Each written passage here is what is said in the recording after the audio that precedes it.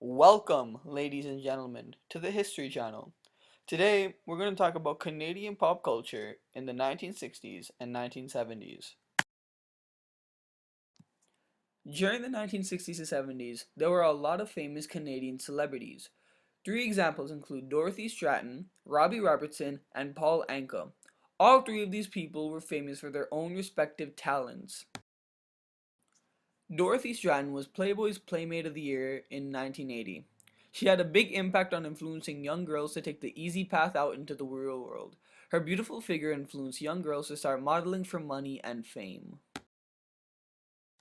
One of the biggest classic pop performers, Canadian singer and songwriter Paul Anka moved from teen heartthrob to adult artist with a slew of hits. He'd be famous in today's world because of an early burst of fame and lasted very long with it. He had proved it numerous times that he was an amazing singer.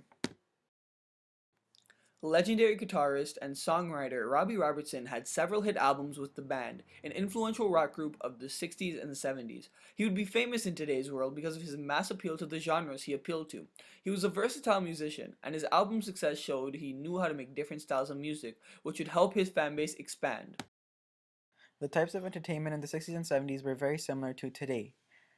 The young generation in that time period liked to drink, smoke, go to the movie theaters, go to the concerts, watch live sports, or take place in gang activities. A popular genre of music in the 60s was rock and roll and heavy metal, heavily influenced by Elvis Presley. Dance moves in the 60s also had strange names such as the frog, mashed potato, and the pony.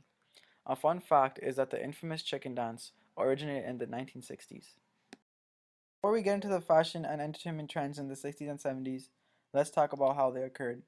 The parents in the 50s believed in their strong core middle class values. The kids of that generation did not believe in such and rebelled by doing obscure things.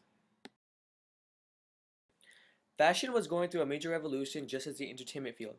Mary Quant was a famous designer in this generation and had a big impact during this time. The 60s was a big shift from the 50s.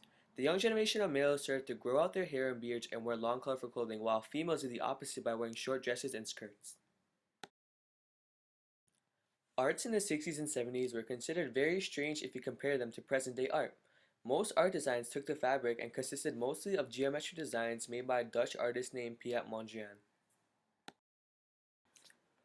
Most of the generation can be counted as a fad, as a lot of different types of entertainment did not last. From the music all the way to the fashion, a lot of it did nothing to continue to move forward in other generations.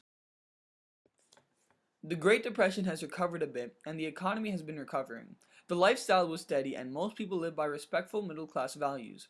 A lot of the younger generation stopped caring about school and the values, and started participating in obscure activities. Created using Powtoon.